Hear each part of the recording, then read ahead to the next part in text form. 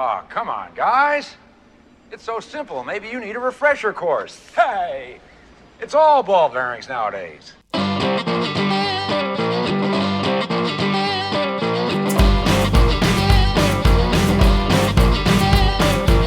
Hello and welcome to another Patreon movie commentary, 80s commentary. And this is going to be one of the classics from the 80s. And a big thank you to Eric, who is joining me on this commentary, for throwing this one out there. I remember seeing this one a long time ago and not really appreciating the full humor of it. But Eric, during a previous commentary, you mentioned Fletch and how there's a whole book series. And thank you for that, because this movie is hilarious, incredibly quotable. And I guess it's one of your favorites too, right? Absolutely, yeah, my pleasure. This is one of my all-time favorites. I'd say easily top 5 favorite films. And we're also being joined by Scuba Pete. How are you, sir? I am doing well. How are you guys? Good. Have you ever seen this movie before? Love this movie. Woo! Awesome. So we're paused right now. The Universal logo has passed, and the graphic for a Douglas Greaseman production has just come up. So that's where I'm paused. Give you a countdown from 3. And 3, 2, 1, play. And on play, press play, and you'll be able to watch along with us. Everybody ready? Yep. Ready. 3, 2, 1, play. And it's that classic music that is, I believe, the same guy who did Beverly Hills Cop theme. Yeah, Harold Faltermeyer. Yep. He also did the Top Gun theme. Oh, really? Yeah, the main theme, yeah. Oh, that's awesome.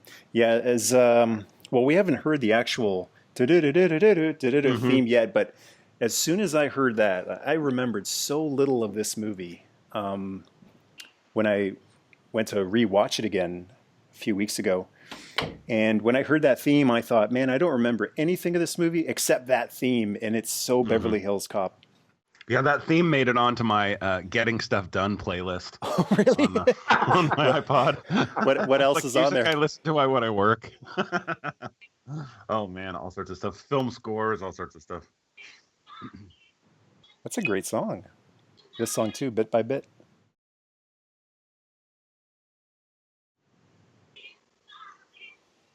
This is actually a really good soundtrack if you like old that 80s sort of stuff. It's one track after another is like really listenable.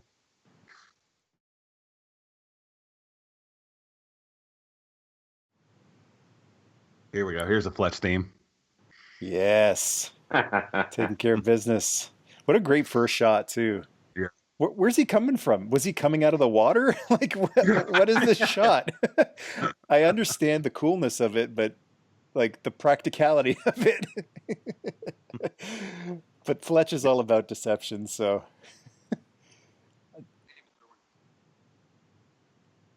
I am Fletcher. Yeah. It's better than Irwin. He is so cool. This is definitely Chevy's best movie. Yeah. Or my favorite, I mean. Well, he had said that this is one of his favorite films that he ever did because Fletch was closest to his own personality, which is weird because if you have the DVD, like the latest Blu-ray that came out, he was the one omission on the extra features. Like they didn't have an interview with him, and they kind of played it off as a joke, like, "Oh, we forgot to interview Chevy." But I would imagine he probably declined. There's Norm. Norm. Can we all in unison? Norm. Norman. Another thing that really jumped out at me when I was watching this movie for the first time in 30 years or so, Chevy's in fantastic shape here. Yeah. Is this the best shape he's ever been in? Oh, yeah, he's looking really spry. Yeah. I just know him mostly from like Vacation, Saturday Night Live. Yeah. And he actually looks like he took this role, took it to a different level. Well, I believe in the books and it's been a long time to be honest with you since I've read them, but in the books, isn't he described as like very muscular, like very well built? I haven't gotten that far. I actually started reading Fletch 1 with WON, which is the prequel book that the author wrote after this movie was made. And, he wants to be a sports writer, so I would assume that if he wants to be a sports writer, he likes sports, he plays sports. Yeah, yeah. Well, his fantasy sequences. We'll get there. Oh my God. Mhm. Yeah, one of the reasons I really like this movie is because it feels like it's Chevy dialed back. Yeah. And the perfect modern day equivalent is Will Ferrell. Totally Will Ferrell. Like Will Ferrell when he's just allowed to go and do what he wants and improv what he wants can sometimes really beat a dead horse and, just not know when to quit. But then you get a movie like Elf with a great director like Jon Favreau and you go, oh, so that's what happens when you rein him in. Yeah. This is Chevy reined in, I feel like, and you get an awesome, infinitely quotable classic movie out of it. Well, he's got that dry wit you spoke of, just in abundance in this film. But I think, personally, that's what I always like about Chevy in general is even if you look at his roles in, Caddyshack and Vacation, which are two of my other two favorite comedies, he's funny and he's silly, but he's still got that dry wit about him. And I think that's what Fletch is so great about. Hey, Pete, do you know anything about the books? No, I know nothing about the books. That's something I'm going to have to jump into. That's actually why I jumped into this. I like a one-off movie, but when Eric told me that it's actually a book series, I thought, oh, that's cool, and especially like a limited book series. There aren't that many of them. It didn't go on for 50 books or so.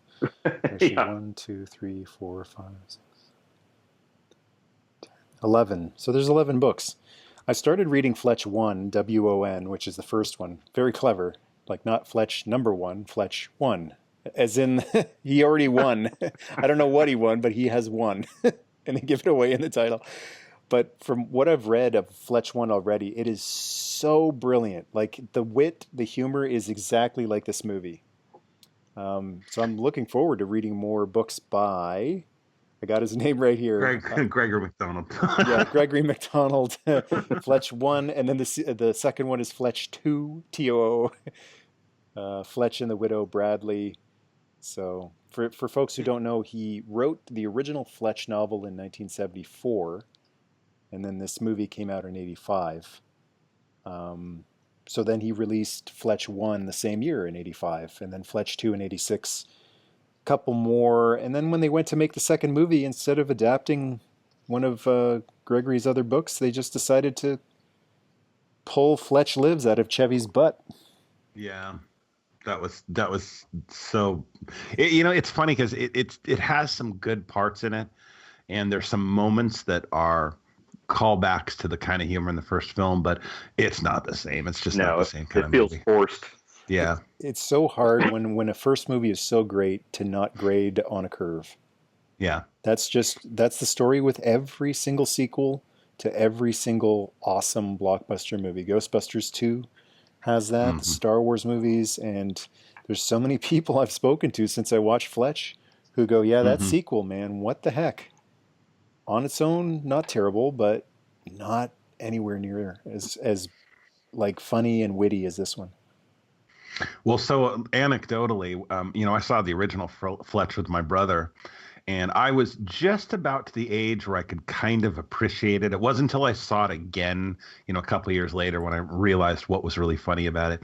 But when Fletch Lives came out, it was I think it was about 3 years later, something like that.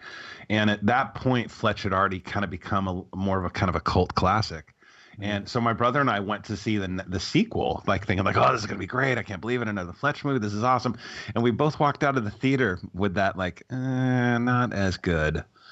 So it wasn't just a product of time. I think even back then it just did not come off as funny. Yeah. I would say that, the sequel should have been called Chevy Lives because yeah. It just this, even though Chevy says this character is the most like him in real life, I don't feel that way. As far as the movies that I've seen, the recurring character Chevy seems to look at that sly smile right there. That is Fletch, not Chevy. Yeah. He knows he's a lot smarter than he looks. He's the epitome of that expression. I'm a lot smarter than I look. Just the control, the confidence. Look at that. He knows what's going on here, but he's not giving anything away. Poker face. Brilliant. Brilliant. But when I think of Chevy, I think of Dusty Bottoms from Three Amigos. Yeah. And he's sort of like that in the vacation movies. Griswold is pretty much, Clark Griswold is not too different from Dusty Bottoms, but Fletch is just, you cannot get the best of this guy. No. I will have to say one thing though, since we're talking about Fletch Lives and it's not out of place. The one line in Fletch Lives that's actually one of my favorite lines in any comedy is when he says, "Takes a big man to admit he's wrong. I'm not a big man." Nice. So the interesting thing here, I really like that Fletch is a reporter. Especially in the mid 80s, so many cop movies, Lethal Weapon, Beverly Hills Cop. The thing about the cop movies, I enjoy them, but they always had the law on their side, and there was never this fear of if you shoot a guy, you're going to have major repercussions, or you can handcuff a guy, or you can go to the cop station and get some intel, a computer, get someone to run a computer profile on a guy. Fletch being a reporter, he's got so much more danger. Like he's kind of a vigilante in a way. So he's got to be extra clever, extra careful about how he obtains some of this information. But he's a kind of a crime fighter here too. Like he's trying to figure out, why does this guy want me to kill him? He's suspicious. It's like, maybe there's something, I like that. It seems as though right from the beginning, he's not sure if this guy's on the up and up. Mm-hmm. Well, what I love too is the fact that in the context of the story, introducing it by saying like he's been on the beach and investigating the story, and then here the whole reason this guy Stanwyck approached Fletch is because he's been watching him on the beach for a week. Yeah. Like, oh yeah, he's got to be a crumb bum. He's a junkie, yada yada, and it's all part of his cover. Yeah. Just goes to show how good Fletch is. It's so intriguing that he's a reporter, but that's not really his specialty. Like he is a superhero in a sense, that his superpower is disguise. Yeah, and it's not master of disguise. Yeah, and it's not so much the mask or the costume. Like it's not like Mystique doing a dead-on perfect disguise, but it's the deception. Like he's got superpower lying. Well, he just does it so seamlessly. Yeah. It's so convincing. His confidence is through the roof. Yeah. The best one is, and we'll get there. I'm going to do this the entire movie. Is the scene at the airline desk? Go for it. The airline desk scene. We'll be talking about everything in advance. Yeah, I didn't realize how quotable this movie is. For folks who haven't seen it in a long time or have never seen it, if you love Big Trouble in Little China, you will love Fletch because it's the exact same vibe. It's funny, but it's not too silly. It's not Airplane or Naked Gun, and there are stakes. Like people do get killed, so it's not all jokes. There are some consequences, and there's Gina Davis. Yep, Gina Davis. Yeah. Before she hit it big.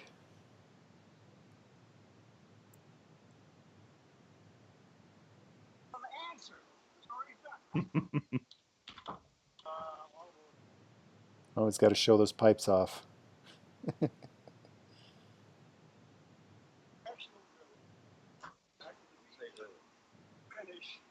Richard Libertini, is he still alive? I'm not sure. He was so good. Yeah, he was in so much good stuff.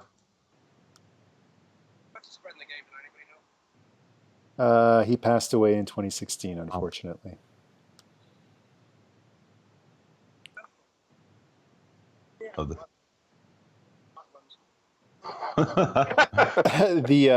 The exchange in Fletch 1 that I've read between these two is so hilarious.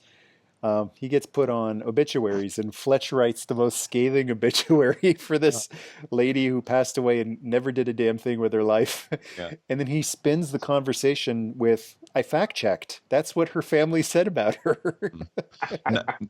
No, one of the things you guys gotta note is check out the headlines when you can see them around Fletch's cubicle of his past stories. Like one of them is leftovers or hot cuisine. Yeah. It's those little details, like looking at the other stories he's written. That sounds about right. Because in Fletch 1, he wants divorce announcements in order to balance out wedding announcements. Have you read any of the books, Eric? Oh yeah, yeah, All of bunch them? It's no, I read like 4 or 5 of them. It's been a long time. I think the last one I read was easily 15 or so years ago. I really need to read some again or read the ones I haven't read. And they're good? Yeah. Oh yeah, they're all great. There's a couple that are kind of not quite as good. I want to say, I'd have to look at the list to remember which ones. But I mean, most of them all have that sort of humor. What I remember most about all the books is that they're like one of the few books I've read that actually makes you laugh out loud. You know, there aren't many books when I'm reading them that are funny enough that where I'll actually laugh. And the Fletch ones I did. And it's just such a dry, witty, like snappy humor too. So I'm looking at the book title release dates, and he actually wrote quite a few of them before this movie even came out. And the titles are so clever. Like we got Fletch 1, Fletch 2. Fletch and the Widow Bradley isn't, that's pretty straightforward. But yeah.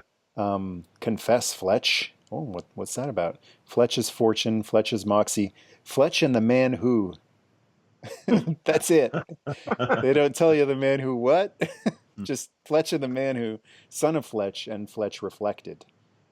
Last one that came out in 1994. Yeah. And there's been talk about a Fletch reboot for a while.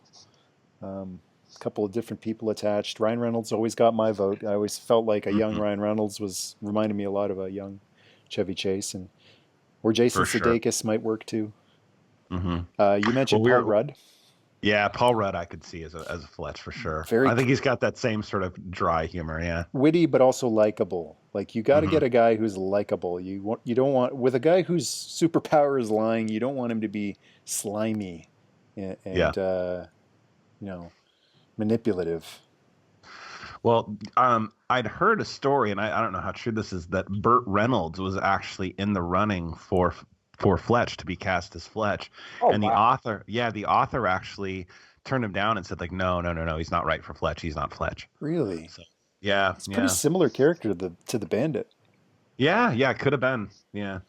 And it's funny because you see that and you can see like, I think at the time Burt Reynolds probably had a little bit more box office draw than Chevy did. Yeah. But you can really see where somebody somewhere said like, oh, but Burt Reynolds, that goofy kind of character, he can do that.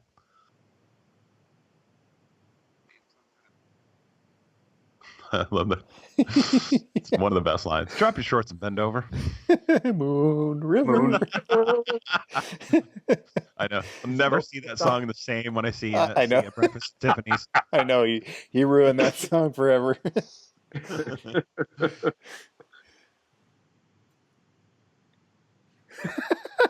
And the fact that he's not screaming, right?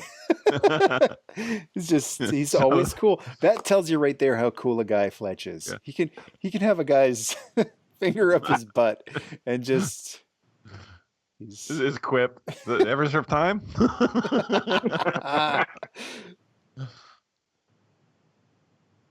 He's trying to investigate the case. The lengths this guy will go to. Just says it right there. Says it all. Oh. Yeah.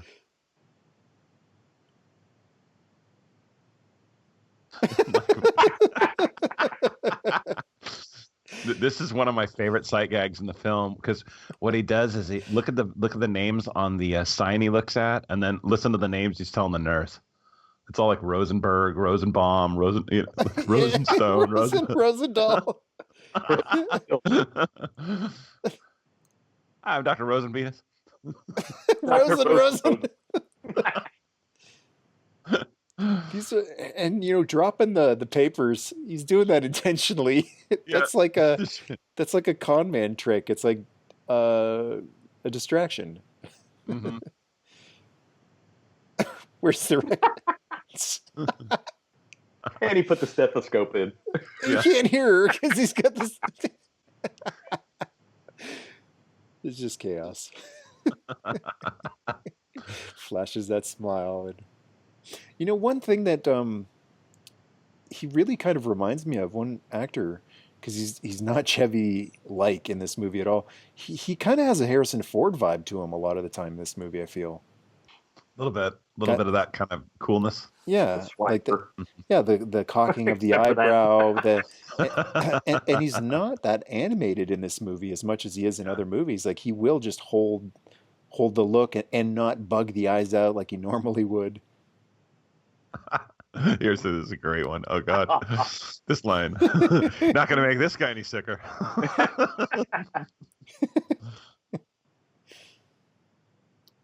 I love how uncomfortable he looks. So clear, like because he's such a great liar, but Yeah, not since breakfast. not even trying. Not even trying here. Hey, why would you scrub in?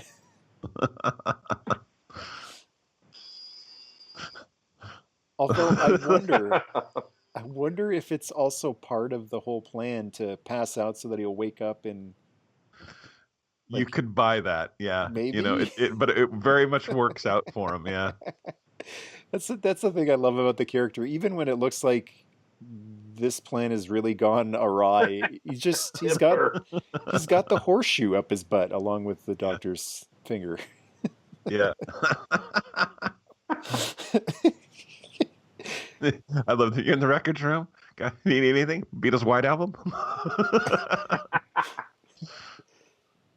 I feel like if the title hadn't already been given to Parker Lewis, Fletch Can't Lose would have worked as a book title too, or a movie.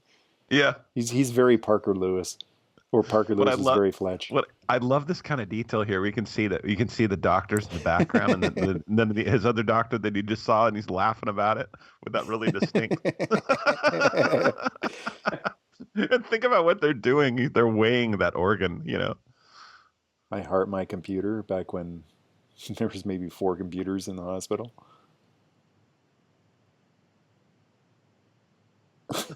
they're laughing at how heavy it is.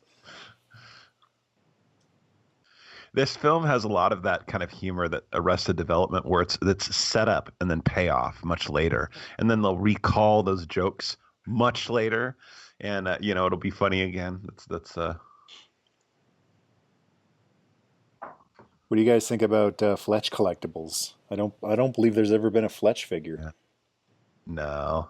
How is that not a thing? Like, you could just make 30 Fletch figures off the first movie alone. All his disguises, or do a Fletch disguise set or something like that. Like an ultimate Fletch, yeah. Yeah. Be like a NECA box. Yeah. Bag on the heads.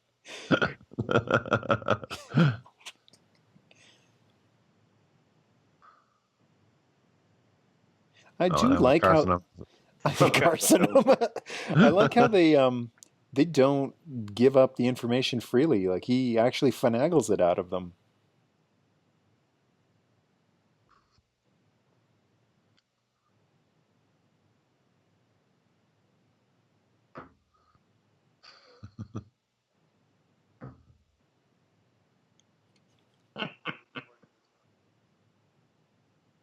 The plot thickens. We'll be so relieved. It's, you know, in addition to being a funny movie, it's just a great plot of like, okay, so has he been lied to, Stanwyck? Has he? The bag. Here we go. Why even do that? What? Like, oh geez. Always have fun. No matter how dangerous. No matter how dangerous. Mr. Underhill setting up the joke for later with the Underhills right now. Suppose you're expecting a nice gratuity.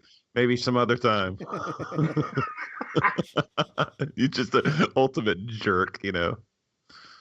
And it's so clever because right away you're with 2 lines you're making him hate that guy. You don't care what happens to Underhill, you know.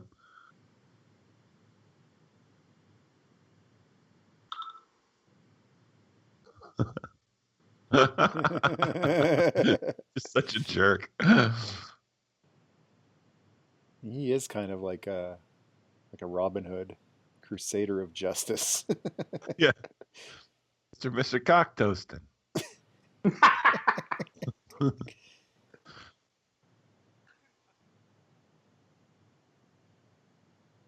That's like his favorite thing to hear when someone says, "I don't know you." Well, let me fill you in.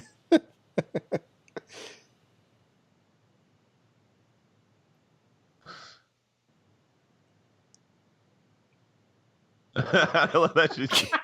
Oh yeah, John couldn't. No, I'm sorry. I mean, how many people have been in that exact situation? You know, we can't remember somebody's name or something.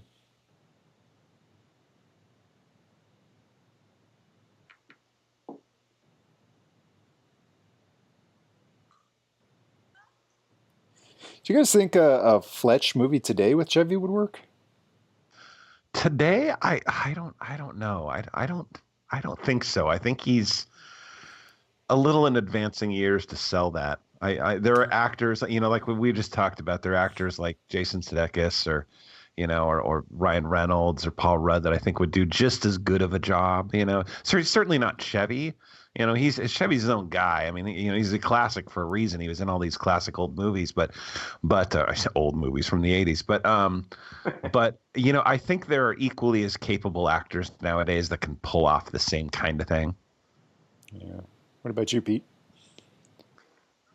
Yeah, I don't think it would. I don't think he could. He made that appearance in the newer Vacation. It was kind of like, huh? Oh, I haven't seen that one. So Yeah. can I? So sorry. No, it was all right. It was just like he was trying too hard to get back into that character. Oh. Well, plus he would probably do something like call it Fletch Dies. You know, like the trilogy is complete. But what were you going to say, Eric? Well, so can I share an anecdotal story? And it's not exactly kind on Chevy. I'm sure you guys have heard that he's kind of known as one of the more difficult people in Hollywood to work with. Yeah, that's widespread on all the community, like behind the scenes stuff. Yeah. So a friend of mine lives in Edmonton, Alberta. And Edmonton is where they filmed that movie Snow Day, which was starring Chevy Chase as like the driver of the snowplow, and all the kids are trying to, you know, if you've seen it. Well, so apparently when that movie wrapped and Chevy Chase was leaving, some of the townspeople took out a full page ad in the newspaper, basically telling Chevy Chase that he wasn't welcome back. Wow. Yeah. Apparently he was so difficult in the community to, like, you know, local business owners and people and everything that they just like literally took out an ad, don't come back. I'm sure he was tickled by that. That's probably framed on his wall. Yeah, probably, right. Another disguise, just stick a Band-Aid on your nose.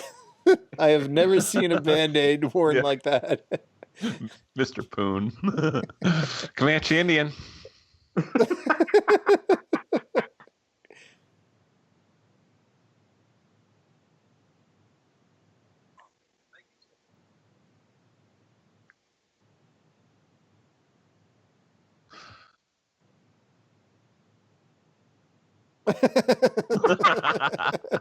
Jeez. Wouldn't know what that meant until I saw The Big Lebowski. I love how he works in his whole story angle too. It's anyway, you didn't want to know what he's doing in Utah. Oh, here's another bit of trivia. Look at that picture of Alan and Gail here, and when they show the picture in the album, note that he's making the exact same pose.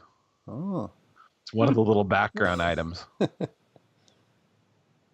He's doing the thumbs up.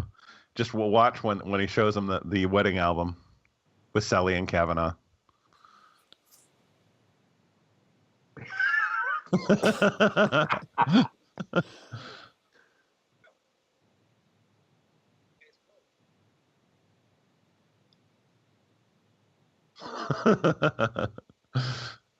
Ugh. So this next part right here, my dad used to pull this gag all the time. Oh yeah. Yeah. Oh. Yeah.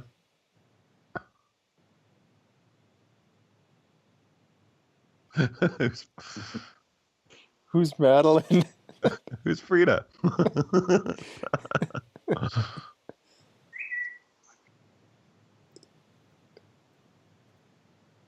My secretary.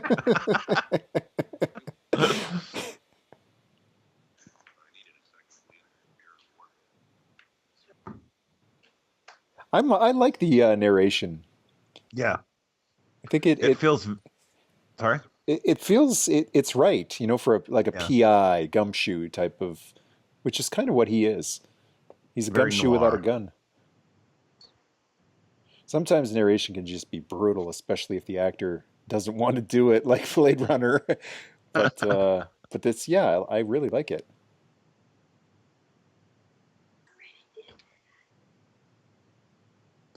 Going up the fire escape.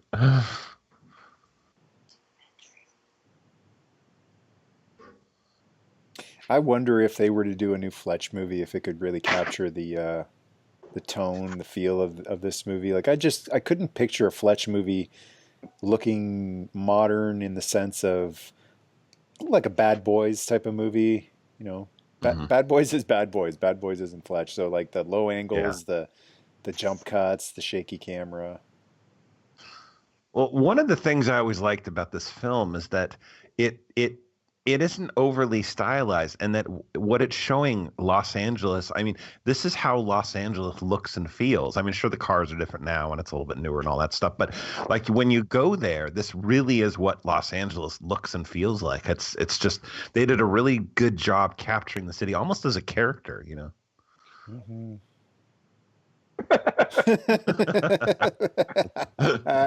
He trouts us out.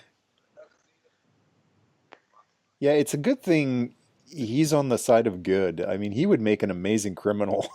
Yeah, yeah. Oh yeah.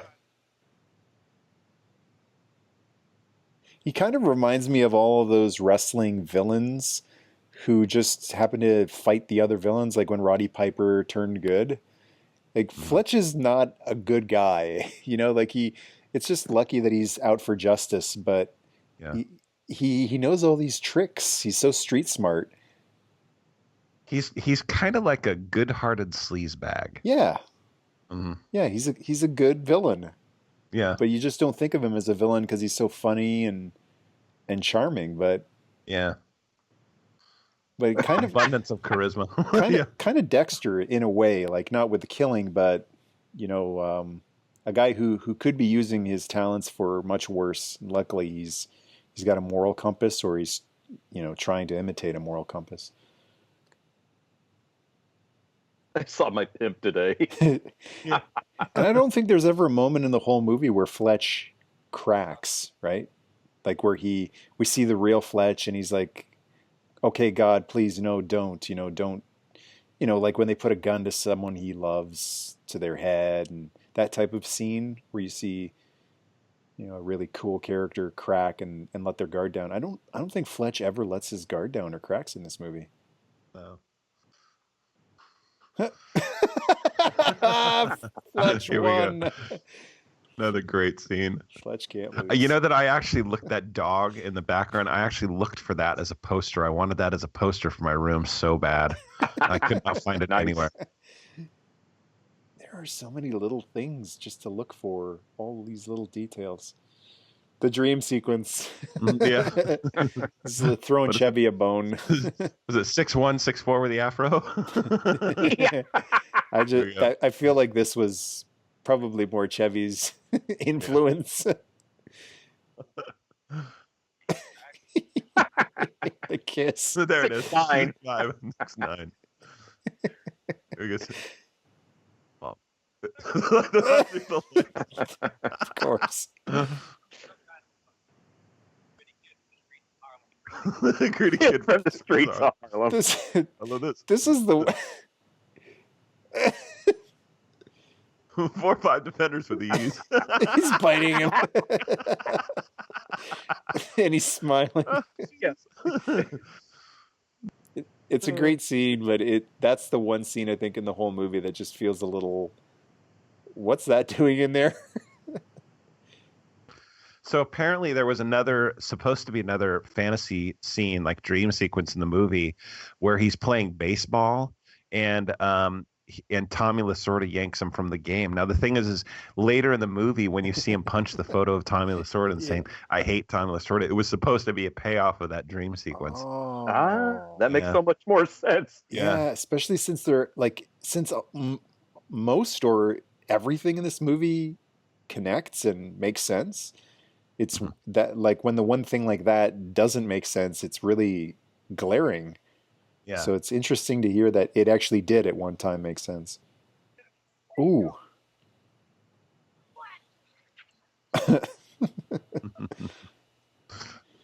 This is where we see a little bit of Fletch's moral compass trying to step in, do the right thing here.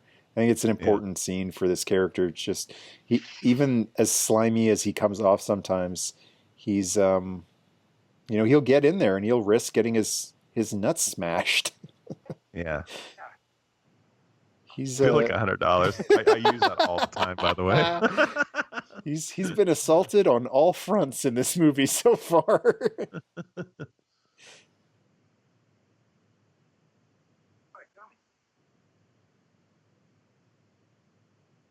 Poor Gummy. So another little side note thing. In Los Angeles, the beaches used to be just really skeevy, and they're not anymore. But they were. But how they show them in this movie with all the drugs and basically looking like ghetto on the beach, that's exactly how it used to look in the 80s. It just paints such a good picture of Los Angeles. Good not being good, but just a well done picture of Los Angeles in the 80s.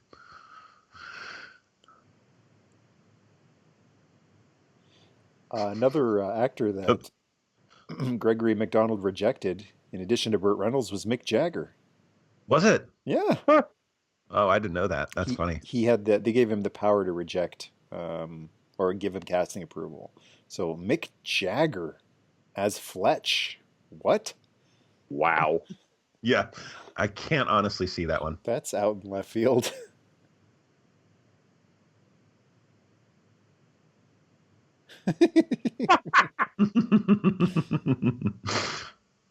She's not in the movie much, but she works so well, Gina Davis. Yeah. With Fletch too. It's too bad that they couldn't get her back for the second one. The recorder scene.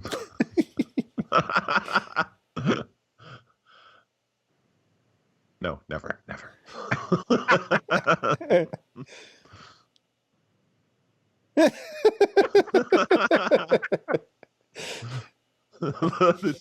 Doesn't even know how to work it.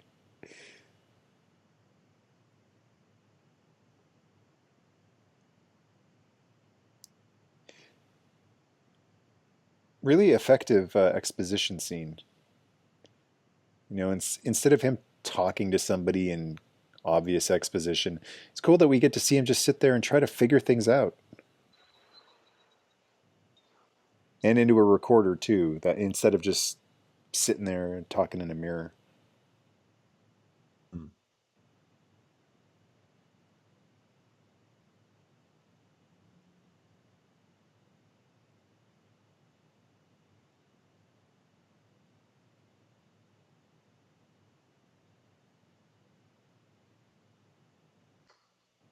I love the scene where he's on the phone. Mr. Swarthout!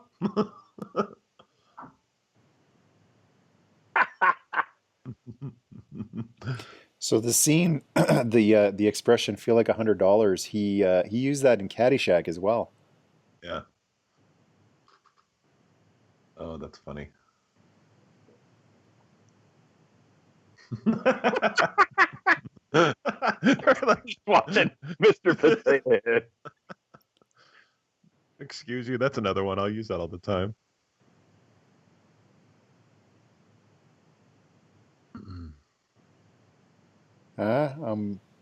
Daryl. What is it? Daryl, and this is my brother Daryl, and my other brother Daryl. Isn't that what it is? Are they all Daryl, or was one of them something else? No, Bob? it was all Daryl. I'm Bob Newhart. Oh. Yeah.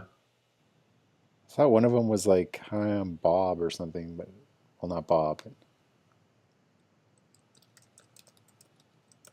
Also appeared in Blade Runner. Yes, yeah. Larry. I'm Larry. This is my brother Daryl, and this is Daryl my and brother. Yeah. And it's nice to see how Fletch deals with something like an animal. Yeah. Like you can con a person, you can't con a dog. What's her name? Love. It's a great name for a dog, guard dog. He sticks his finger. This feels very Magnum PI-ish. Yeah. Yeah. Yeah, it does, doesn't it?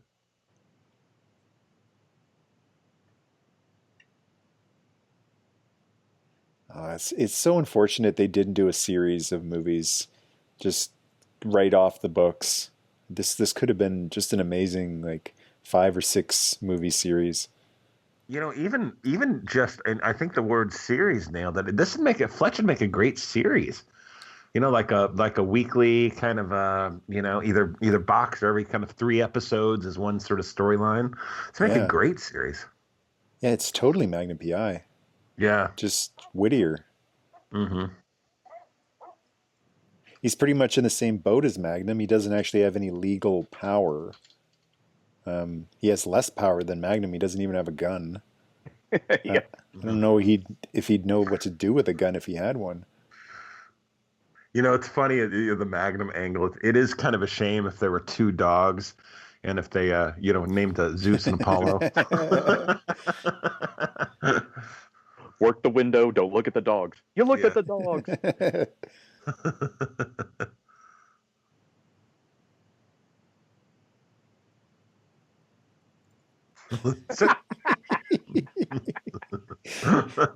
Nothing gets to this guy. A little spy cam. Oh no.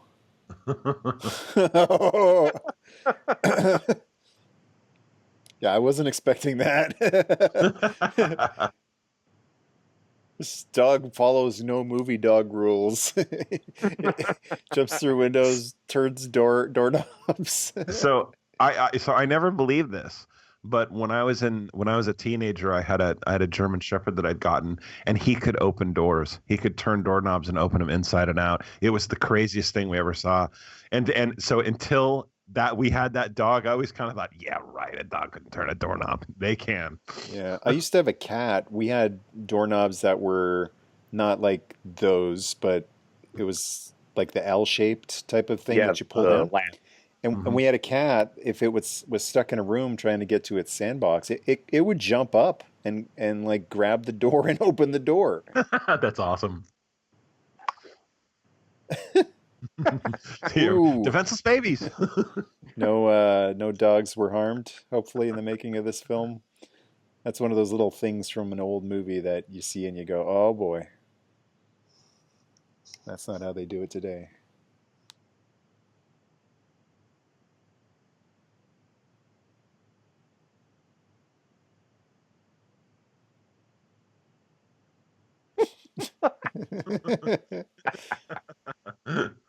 Another proctology song? Rangers in my...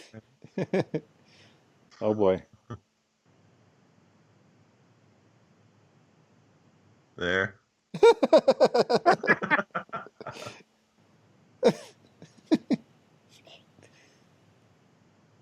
Uh-oh.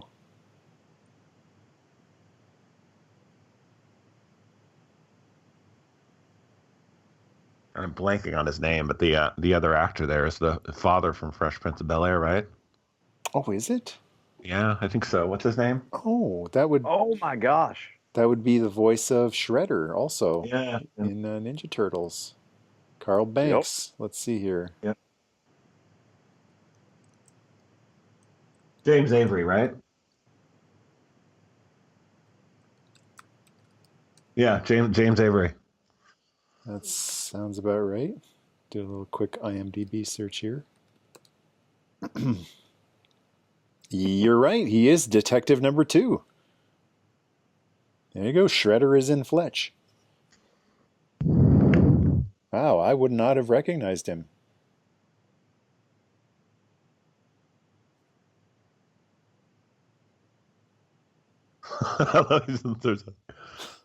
And it's such a, I love this little touch of the power play with the chief where he's finishing writing his stuff and like telling people to wait for him. You know, he's like, hold on for, like what he's doing is so important. He can't look up. And Fletch, in the one situation in the movie where he should be most concerned and terrified, he looks annoyed. That's as far away from cool as Fletch ever looks. Annoyed. Yeah. This guy's a real piece of work.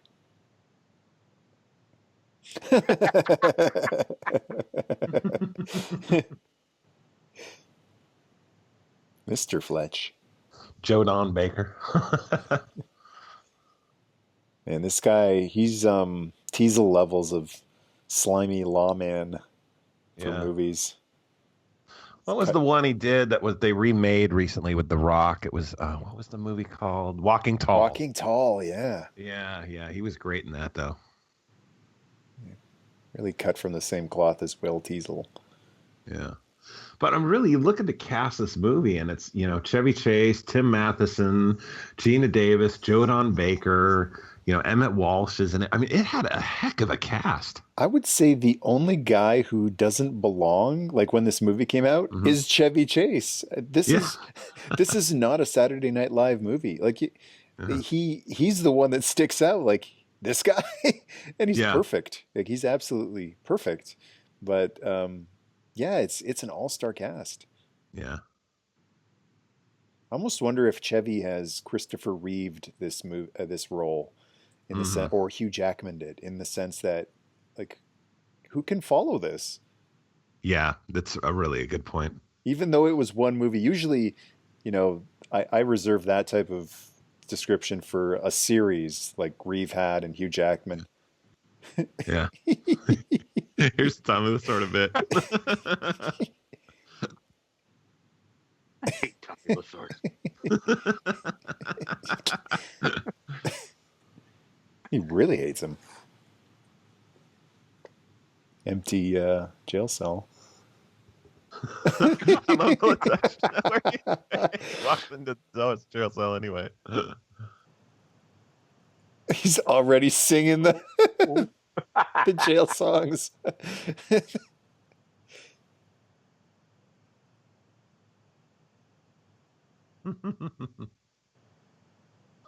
Do you believe that's a violation of my rights?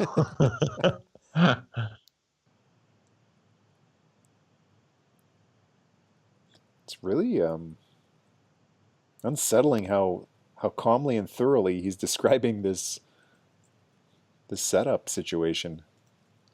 Like, you have to wonder because he pulled it off so well, and in the context of the film, is the chief actually considering doing this, or is he just totally intimidating him? You really can't tell. He plays it like solid. Mm-hmm. I lean more towards he's not really going to do this. He's trying to scare Fletch. Mm-hmm. But he is really slimy. Yeah. What do you think, Pete? Yeah, he always gives me the heebie-jeebies. I think of him in the Bond movie where he was Brad Whitaker, and he was just this scuzzball arm dealer. But I think he's just trying to. I don't think Fletch is actually scared here. I think he's doing this fear performance to manipulate the chief. It looks like he's scared, but I don't think Fletch is capable of actually feeling scared. Okay, maybe he's a little rattled.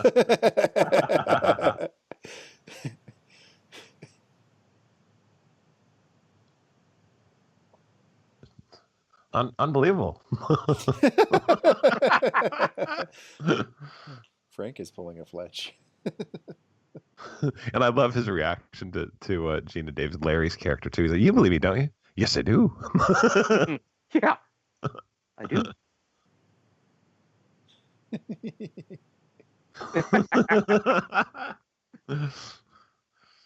Gina Davis, she's a certified genius. She's like Mensa level and all that sort of stuff.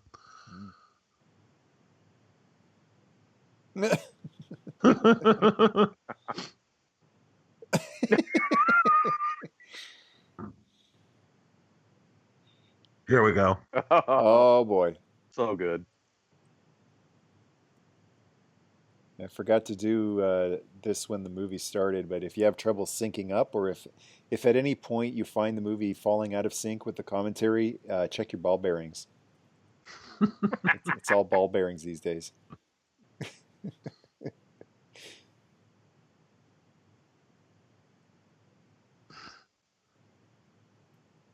I think I mentioned this before we were recording, but for a long time I did have a Boyd Aviation T-shirt that said Oh, no "It's all way. ball bearings." Ready.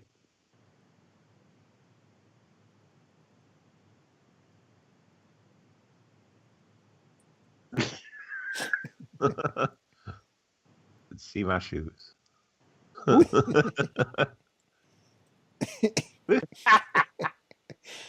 Yeah. And I love how these guys. It's like clearly the one here on the left just does not believe him at all. You know, he's like and the other guy is just so friendly that he's just whatever.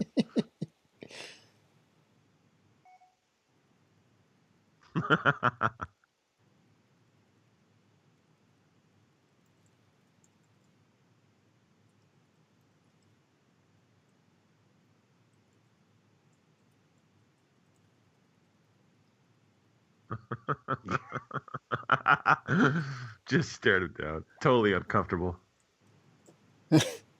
I never got this gag for the longest time. What he's doing here.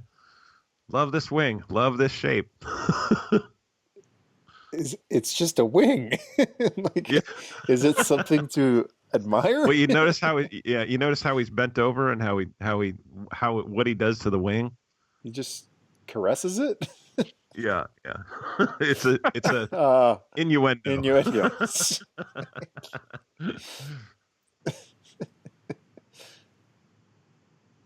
The luggage. Look at another truck. Just checking the luggage.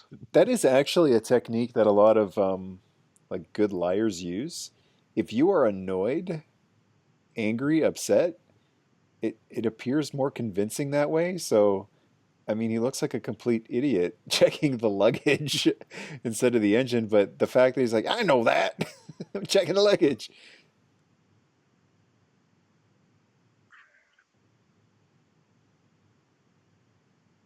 It's so great how he leads the conversation this way to get the information he needs.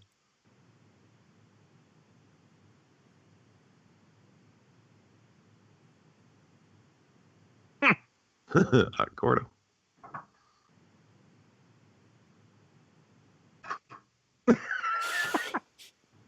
Oh. The guy literally knows, he doesn't know the first thing about airplanes or engines or anything. No. Bearings. There you go. It's all ball bearings.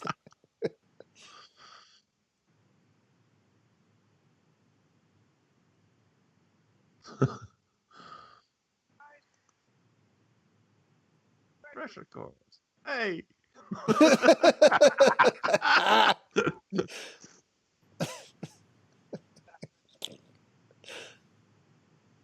Gauze pads. Pads. Antifreeze. No. Make that Quaker State.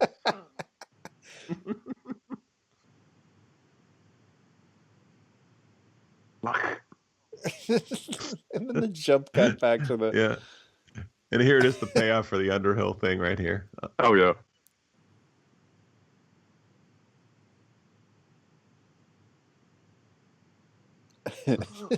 Caviar. Two portions of that. Lobster, like every cliche rich person food. $30 tip. You're generous.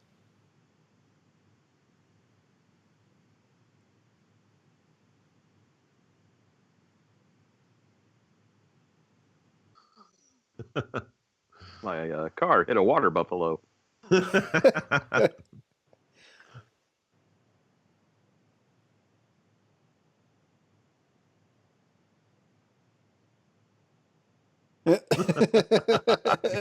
He's so smooth.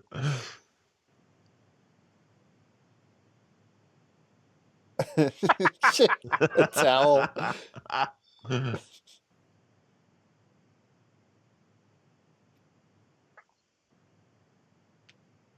Knew this is where my mouth would be.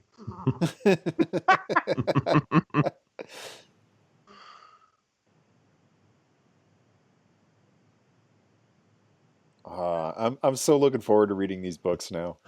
Oh yeah.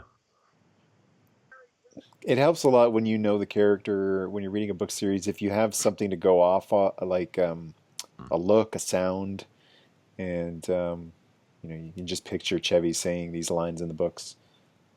You know, it's funny with most books that have been films, I always find for like about the first quarter or so of the book, I have trouble in my head imagining the characters that are described versus the character as they are in the movie. But once that kind of distinction happens, it's kind of like the Harry Potter books and the movies. I never was reading the books until like the second movie came out or something like that. But once I kind of started reading the books, my kind of picture or imagination, I guess, that kind of overpowered what was in the movie and what was depicted as the character in the movie. And I remember, like, even with the Fletch One books, because I'd read them quite a bit later, I formed a different mental kind of picture of Fletch in the book that was definitely not the same as the Chevy's character. Oh, interesting. Maybe I'll picture Ryan Reynolds when I read the books. Yeah, right. Under hills. Yeah. And they cut to him leaning. He's not just he's actually just living it up. On their second bottle. Yeah.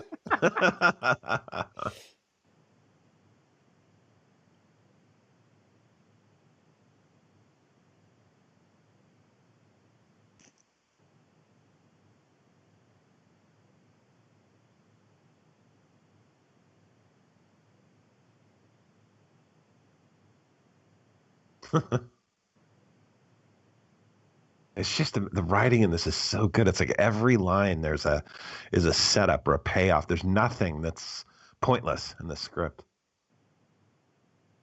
They don't really make movies like this anymore. Yeah. Oh, he's checking the time on a wrist with no watch on it. Non-existent watch.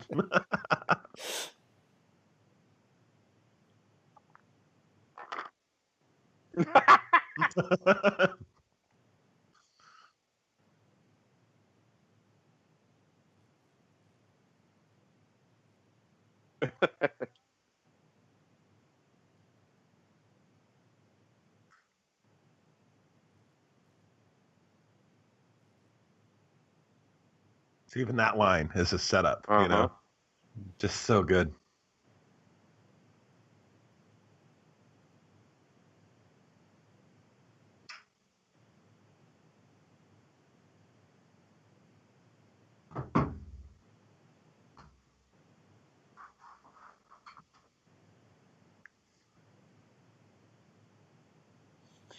I'm not sure if he ever does it in the movie, but in the book, he introduces himself as I am Fletcher. Irwin M. Fletcher. I think that's a great way to introduce himself. I am Fletcher.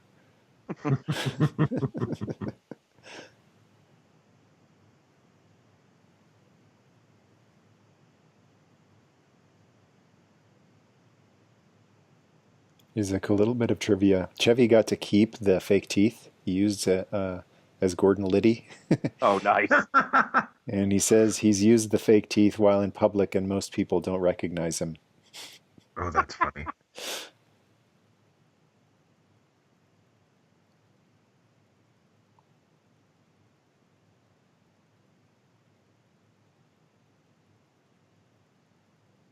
This is Fletch being real.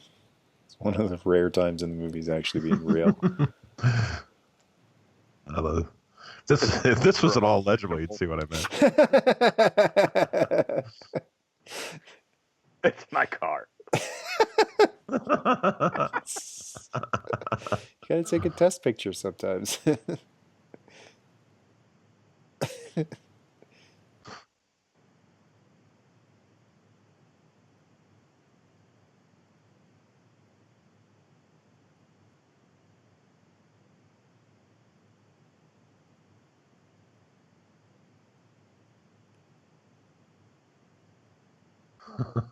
Really wants to settle his bill. Yeah, you can think of that guy just standing there the whole time knocking.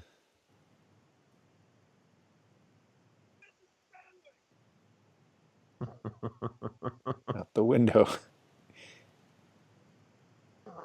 Just grabs the bill.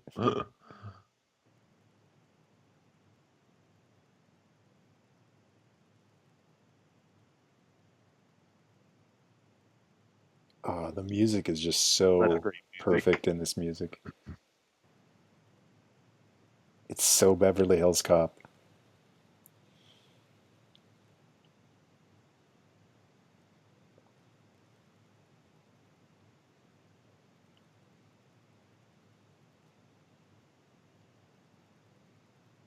Yeah, I think I need to add this to my get things done list too.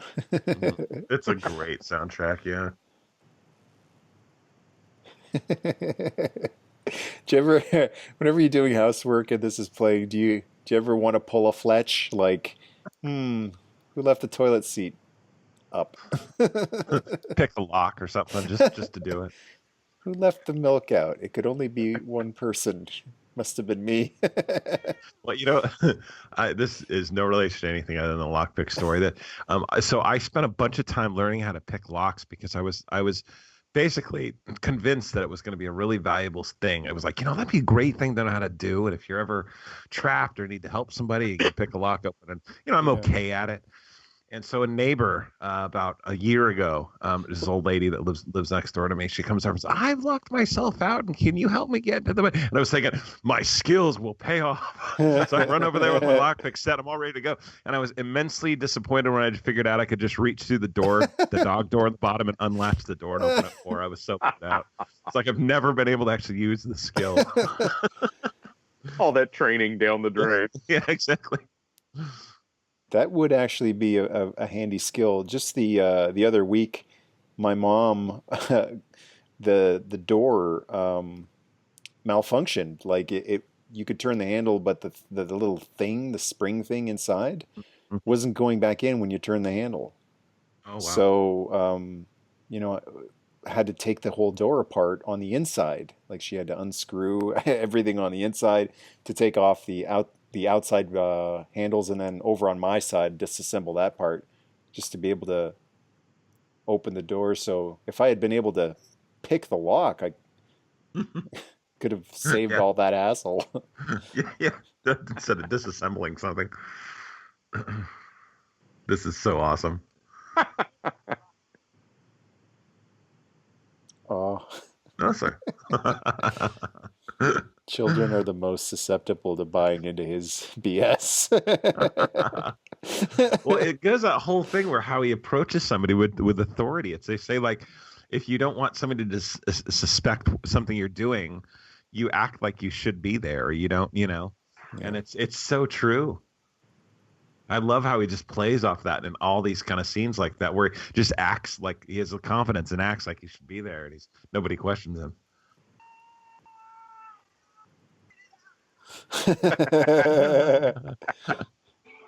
Little Alfa Romeo.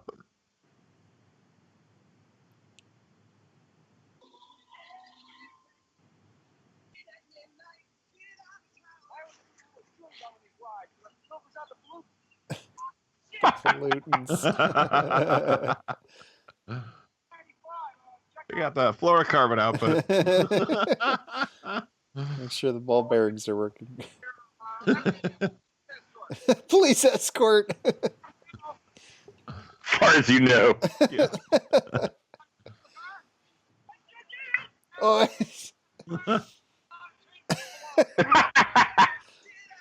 That's great. This car is stolen.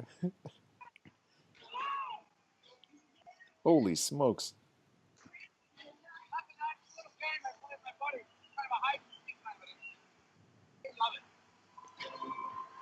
I'm surprised his hat isn't flying off. Slipstream. Won't he be surprised?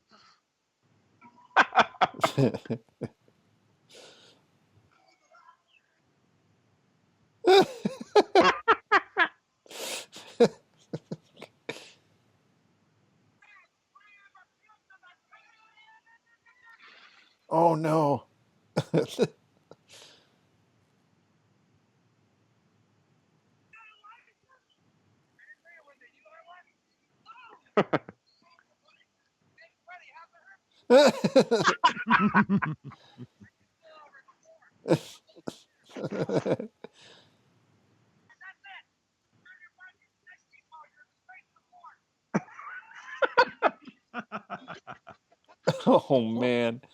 Oh, practical stunts. For all intents and purposes, I think this is one of the better sort of simple car chases in a film like this. It's so effective. Mm-hmm. Zooming around the highway and everything. They get that real sense of, really being where they are. It's like so often when you see a car chase, it looks like, the streets closed or whatever. And okay, here we go. This is easily one of the best parts of the movie. I know what you mean, like obligatory, hit the ramp and jump on the boat. That was just a fun little jaunt. Romaine. Singing is a big part of his subterfuge. How great would that have been if it was Steve Guttenberg? I know, yeah. Kind of looks like Gutenberg. Like Fletch could have been. Sorry. Oh, there's a reference in here to the movie Animal House, and I think it's the name is the same name of one of the students in the movie Animal House. Fred Dorfman. Yeah, Fred Dorfman. Yeah.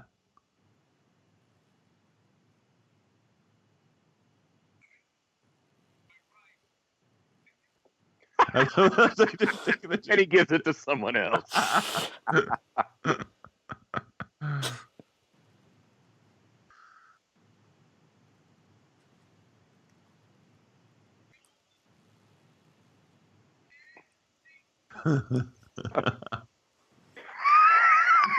Oh my god.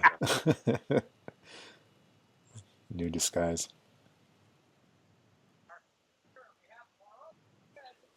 The Dorfman. Dorfman. The Dorf.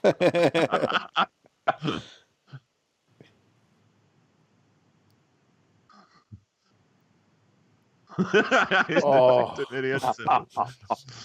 Where he got it and how he got it.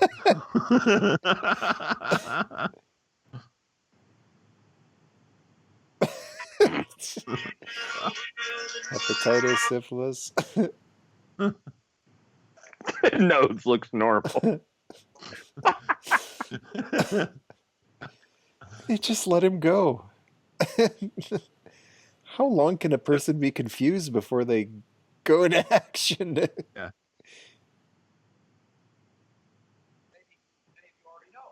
Of the reaction.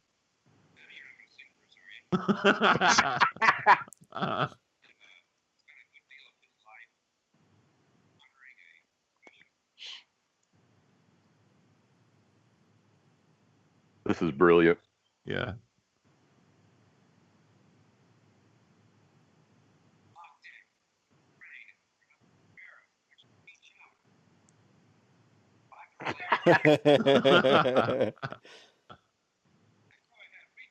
Hug a cop.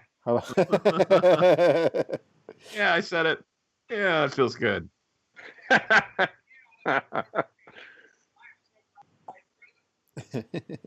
They can.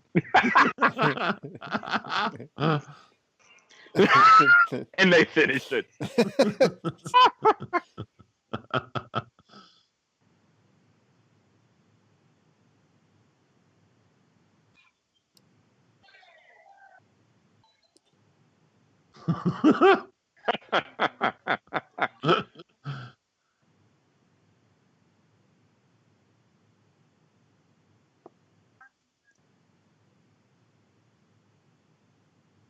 Yeah, this is oh god.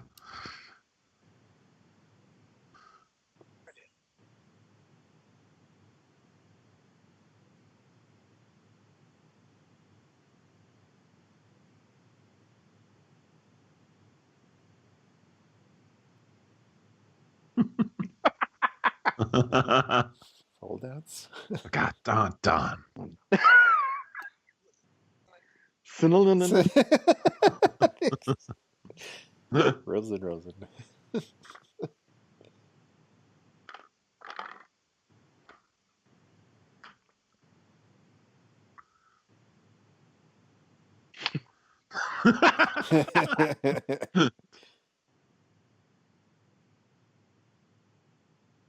Spain?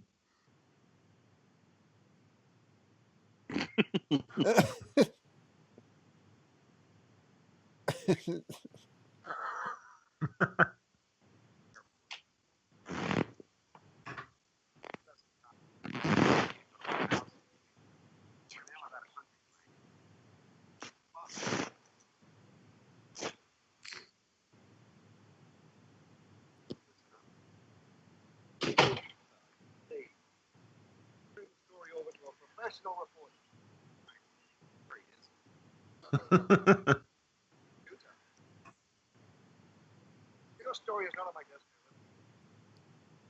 business. Every time I see a plane in a Fletch movie now, look at the wing and then wonder about the ball bearings.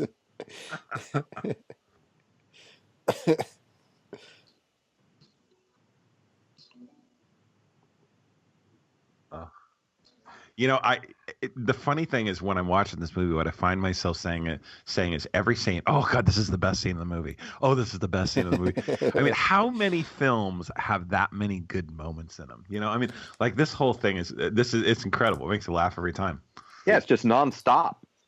Big Trouble in Little China. Yeah. But and here's another setup joke when he goes to the mail and he sees the Publishers Clearinghouse.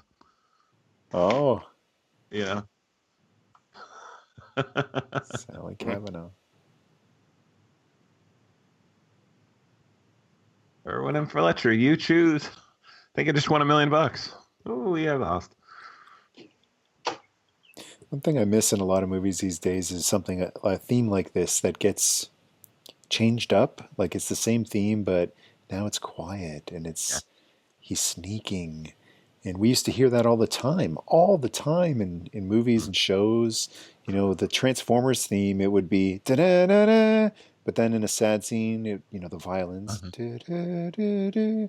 And just hearing a familiar theme with different versions on it, just, gives the whole movie a feeling of synergy. And there's so many movies these days that they don't bother to have a recognizable theme in it. Yeah, it's just cool that true. Fletch has a theme, and if they ever redo it, it better have that. It better have that Fletch theme. I cannot fathom. Like, I understand why they wouldn't use it. Don't want to pay the artist, but you need to because it's a theme. It's Fletch's theme. Yeah. I read this whole article about how the new Marvel films. None of the Marvel films have a very discernible main theme for the heroes. Like the Avengers is kind of the only one that's really kind of hummable. Yeah, but if you look at all the other individual Marvel films, none of the characters have like a hummable theme song. Not like the original Superman or, any of those kind of films. I would agree with that. And nothing that sticks with you. Yeah.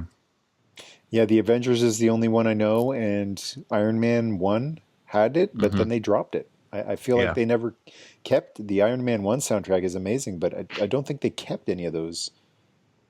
No, they really didn't. Here you go. Oh, there you have it.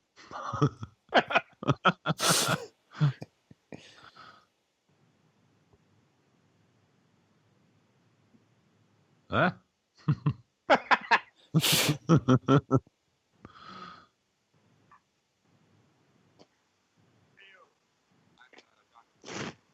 I love it.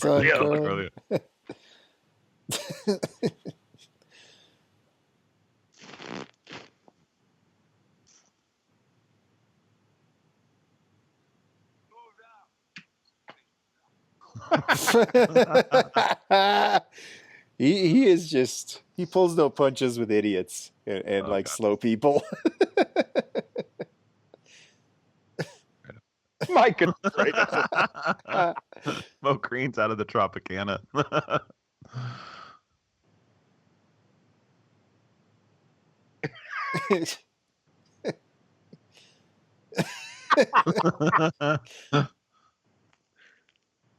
I remember, this is one of the jokes I do remember watching this movie as a kid back in '85 and wondering, always like wondering for years, is that like a thing? If you pull a mattress tag off, are you in trouble because of the mattress police?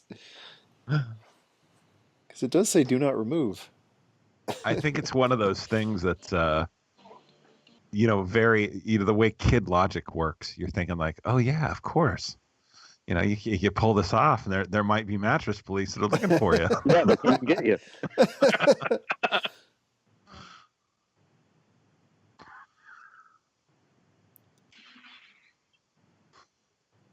They luckily they don't make windshields like they used to. Yeah. That's another thing I noticed in this movie that really stuck out. Like every time a windshield gets shot, it just explodes instead of the shatter safety glass. I guess for the sequel, Gina Davis, her stock had gone up, and she wasn't really into playing second fiddle to Fletch in a small part anymore. But she was an important part of this movie, I felt. One of the small details of that last scene that I love that you can see in the backgrounds is, the little sign that says all calls and 10 cents is crossed out and it's 20 cents. Just little things like that.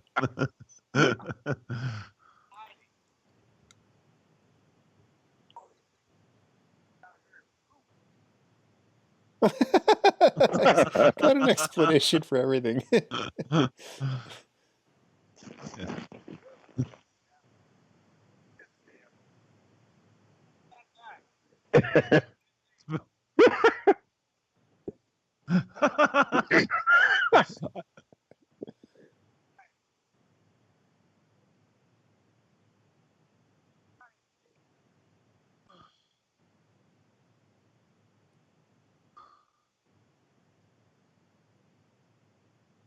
What did he just say? Some insurance and subsidiary carriers.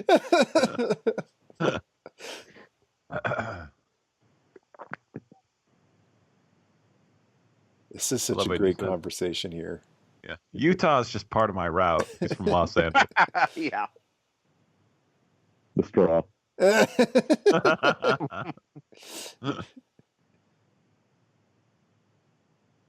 Xanadu. Saying what?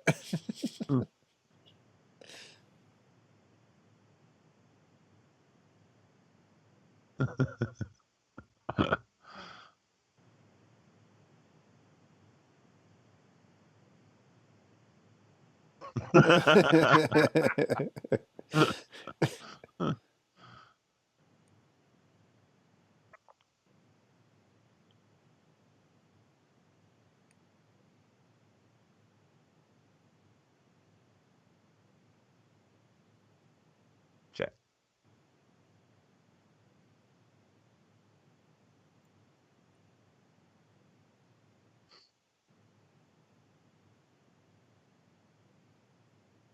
There's just something about a reporter gathering facts for a story that I just like a lot better in terms of exposition than a cop questioning people for a case.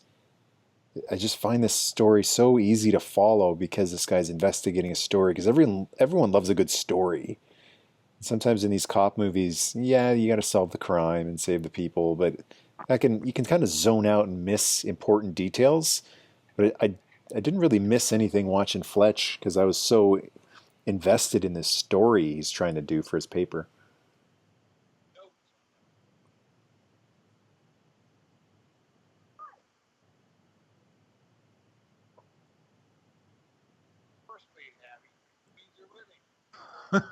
I love how key this is. It's like this is where everything comes together when he realizes that Alex Stanwyck is actually married to or Alan Stanwyck is married to Sally Ann Kavanaugh and all that stuff. It's like it all clicks. Yeah, he's a proponent of big love. Yeah. I like how the old man goes from friendly to annoyed to friendly to annoyed. Yeah. Yeah. Here I comes love this. the way he gets really serious with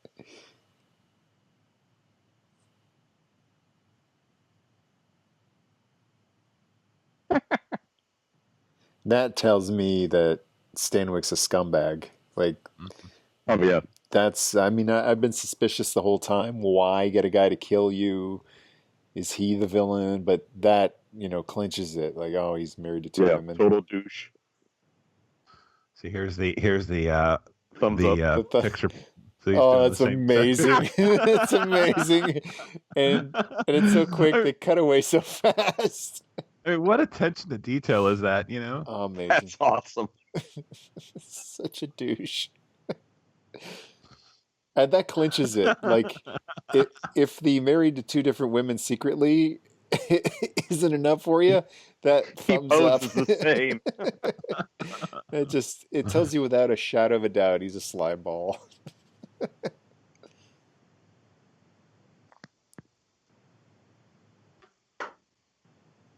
Yeah, this is another part that feels very Magnum PI.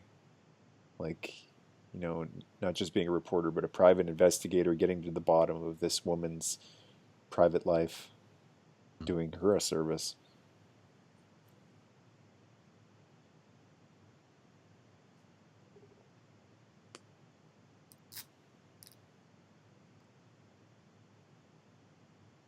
I love this. 10 minutes tops. Yeah.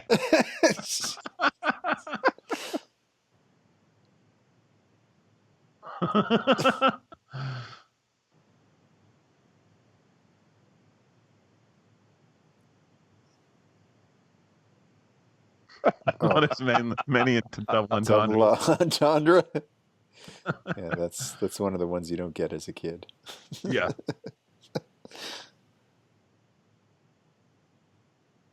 Oh, I love this disguise. We're doing it. Oh, this scene. Now, supposedly this disguise is based on somebody that either like the director or Chevy Chase actually saw in real life somewhere. This looks so much like Will Ferrell. Yeah.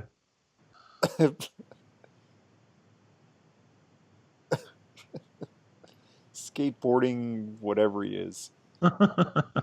Skateboarding messiah.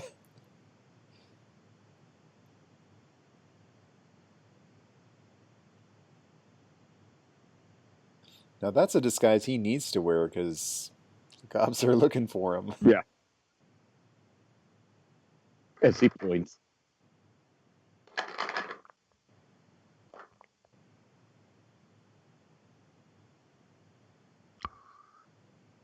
I like that the story grew from just one guy with an odd request to the chief is corrupted.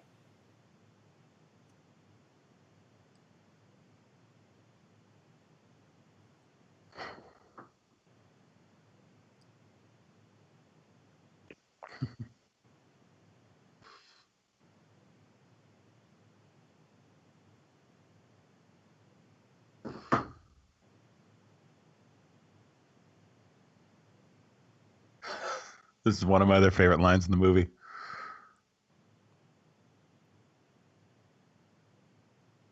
Oh.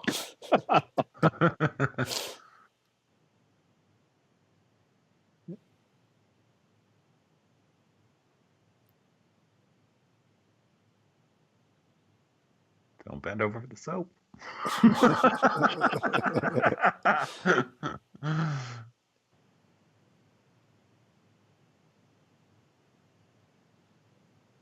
Oh boy. See, going to South America now. This is quite some range by George Wendt. He's not very norm-like at all. You'd never guess, There's nothing about this character that says Chicago. Yeah, a beach beatnik in Los Angeles with the taco stand. With the beret.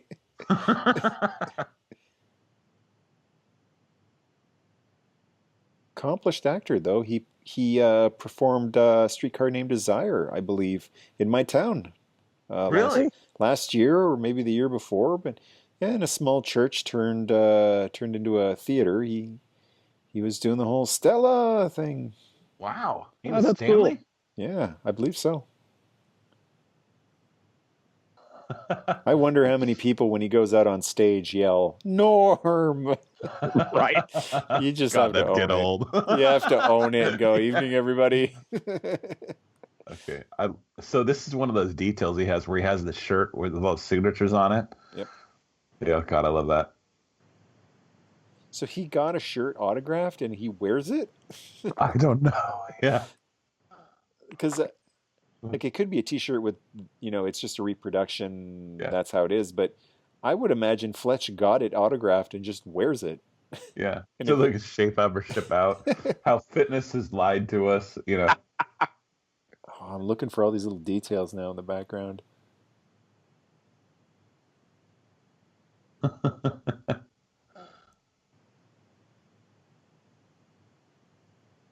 A good power forward.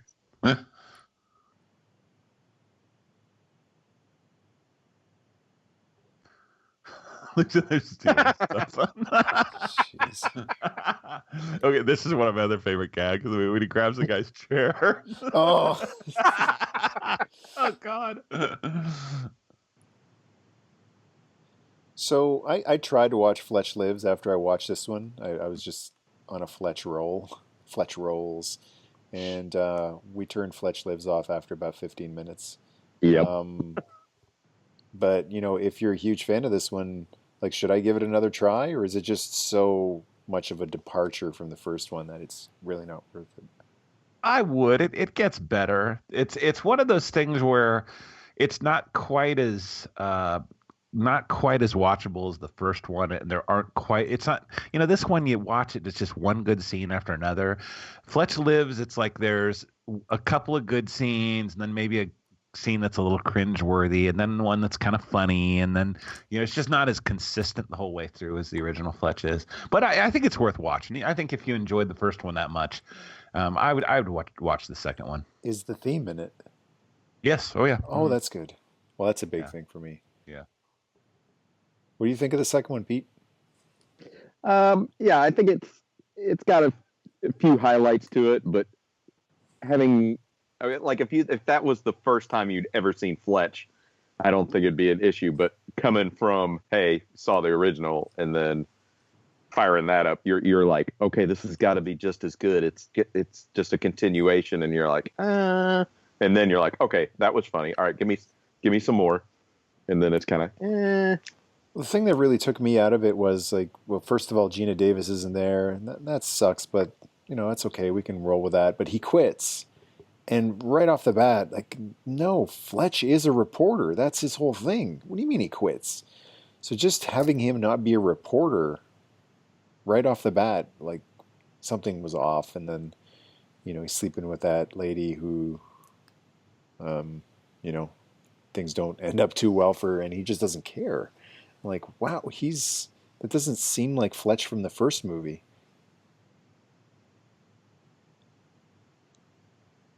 There you go. Back to the original scene of the proposed crime. I really like that this meeting is in the exact same spot. We've waited until this moment to see Stanwyck again, and it's in the exact same spot as the first time. Mm. There's so many times where like you get the shipping yard showdown, or they're on a plane or whatever, some other place. It's really interesting that it's the exact same location as the first meeting.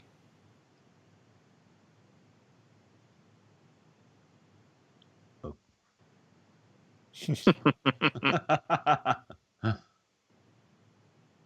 And he's wearing Fletch's outfit. Yeah.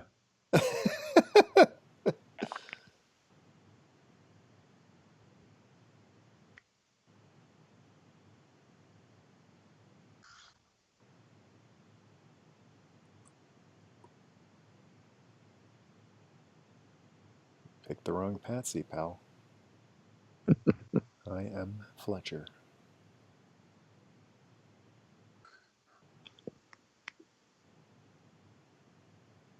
I love how cool he is too. I mean, he's got the gun pointed at him. He knows this guy meant to kill him. And he's just sitting there like, yep. You get to the point where enough people point a gun at you and don't pull the trigger, you just don't have that fear anymore. It's kind of like, I used to work downtown in my town, and there's quite a few, mentally unhinged people down there who scream a lot, yell a lot, and threaten a lot. And after a while of having enough people scream and threaten you, I just got to the point where, well, they won't do anything. And they never did. And I was with a friend one time who was like, wow, how can you be so cool? Like, because it's like the 100th time. It's just they don't do anything. It's what they always do. Yeah, so no one shoots Fletch. Like, now, at this point in this movie, we've learned, like, they don't shoot him. So a gun pointed at you doesn't necessarily mean you're about to die.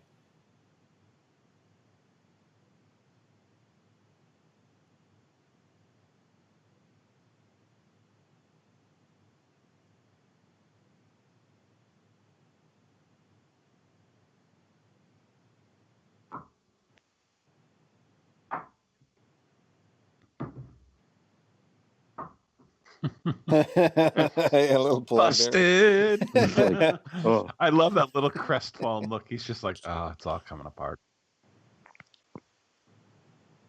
Ooh. Gave him the look. Uh-huh.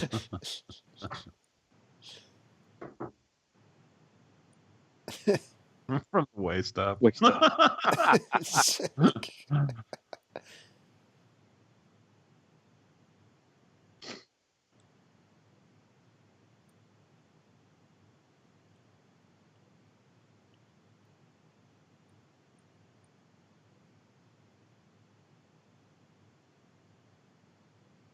Ass space. That's a new one. That's the best he could come up with. He's out of his league.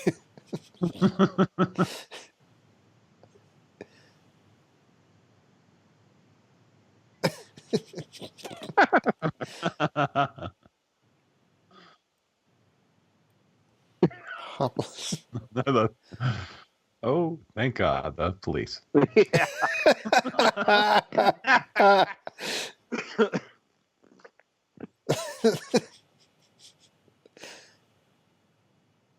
Don't ever call me Erwin.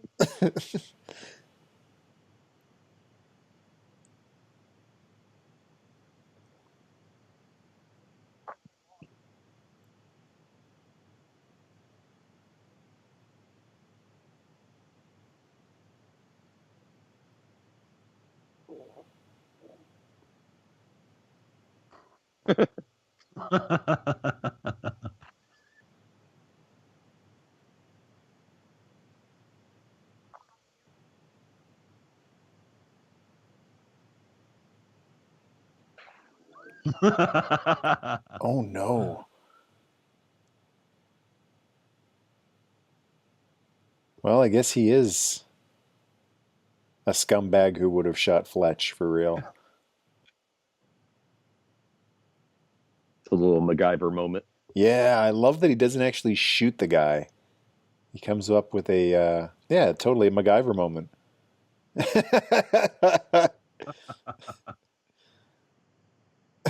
And he can't fight worth a lick. They never betray his character. He's not suddenly able to beat this guy in a fight. Mm.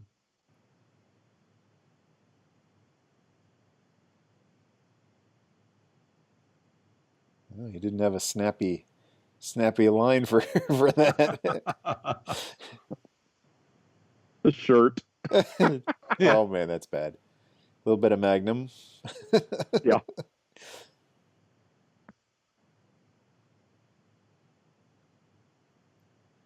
That's what a Fletch figure should be wearing if they ever make a Irwin and really Fletcher figure. Corny. Bamboo shirt.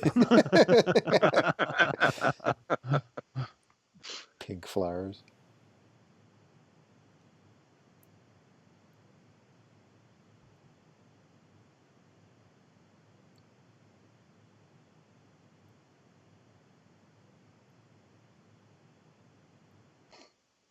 Police chief indicted.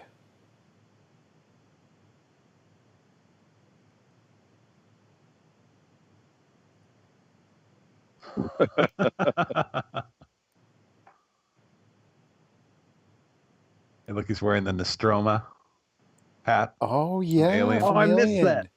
Yeah, Harry Dean Stanton's hat. Yeah. There was also another article in the back that said something like, "Is leftovers hate cuisine?" Yeah.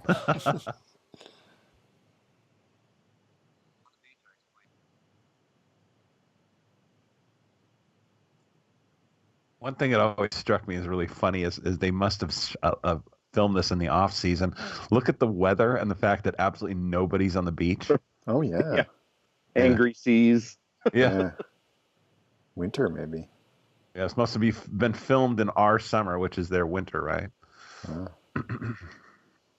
Yeah, that is a good point. Not a soul there. Oh, yeah. We had our own version of one-on-one.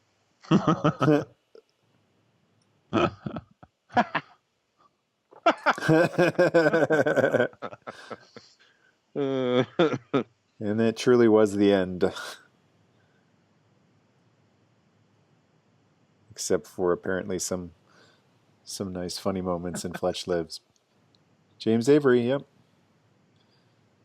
the kiss. 6'9" with the afro. Moon River. That's great. I like it. It's a great movie, but it feels like a show. And this, right down to the A-Team freeze frame stills at the end of the movie, it's just perfect for it. Yeah. Yeah. I have to say, if they were going to do another Fletch, I would be ecstatic if I heard they were doing a series. Yeah. And, they could do this one sort of like those kickback shows, how they used to be, take your pick, Stranger Things, for instance, where it's done like looks in the 80s. Oh, They could do that with this kind of show. I think it'd work really well. Oh, yeah. Oh, I think that would be even better. Instead of cell phones and internet, character works so much better when it's stuff like this. Like you have to go to a payphone to call somebody. We actually were talking one time about the fact, like some friends and I that are, film enthusiast kind of people, how many films from back in the day wouldn't work the same, or they'd have to change them significantly just because of cell phones. Like, think of how many films where you couldn't get through to somebody or trying to race home or whatever, where in today's world with cell phones and texting, you'd never see that. Yeah, it totally kills the tension. Mm-hmm. That takes me out of so many modern movies whenever they pull the phone out and, where are you? I'm on my way. Wait 5 minutes. Like, oh man. I love in those old movies and shows them having to pull over into a gas station and run into a phone booth. Yeah. And then, oh no, you've got 5 minutes remaining. I need a quarter. Right. Oh, that was a blast. Yeah, that's a good one. Great movie. Hidden gem, I would call it, just because like everyone knows of Fletch and remembers it fondly, but like, I'm a big movie fan, and I hadn't thought of Fletch in a very, very long time. Mm-hmm. I didn't realize it was this funny. This is the second time I've watched it in a month, and it just is fun.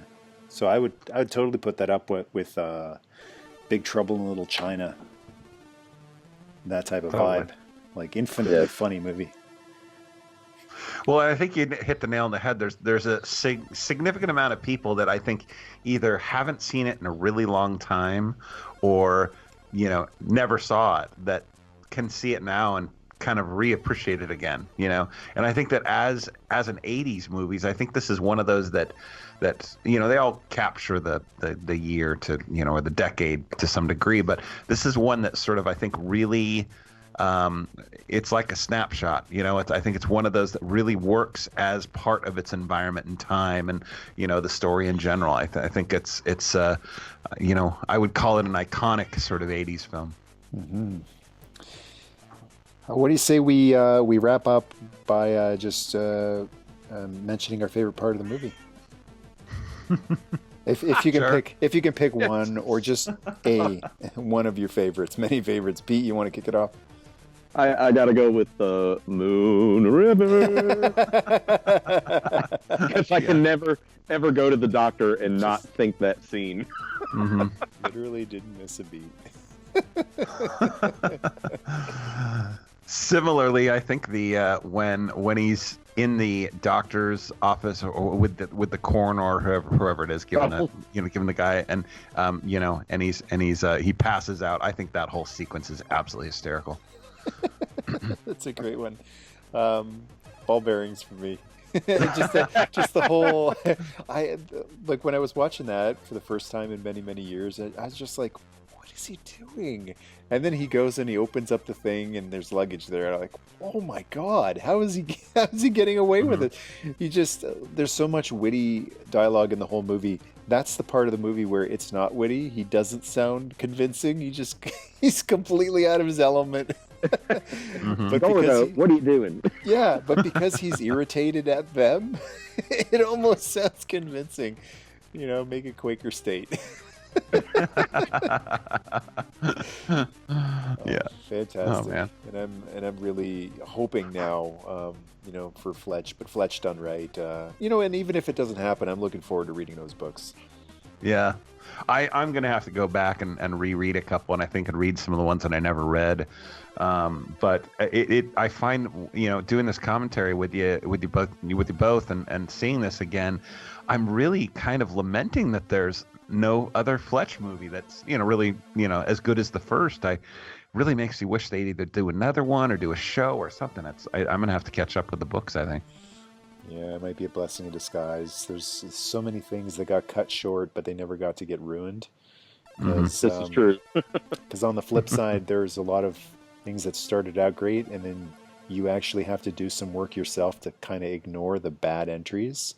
The entries that feel off, like, I'll throw Sliders out there. Great first couple seasons, and then what happened? Yeah. There's an Indiana Jones movie that apparently exists that I don't know anything about. I'm told I saw it, and I have no recollection of it.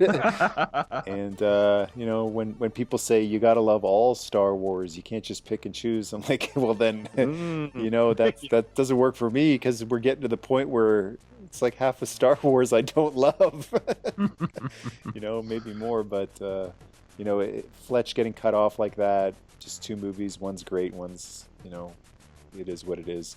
At least we've got the books, and maybe it works better in book form too, because just reading what I've read of Fletch, it's so different than a majority of books I've read in my life that it's just I've never read books that funny. Like a book is already as funny as Fletch 1. It's just the exact type of subtle, subdued, dry humor that if you don't take your time, you won't really get to appreciate fully that witty zing and banter. I totally want to check those out. Mm-hmm.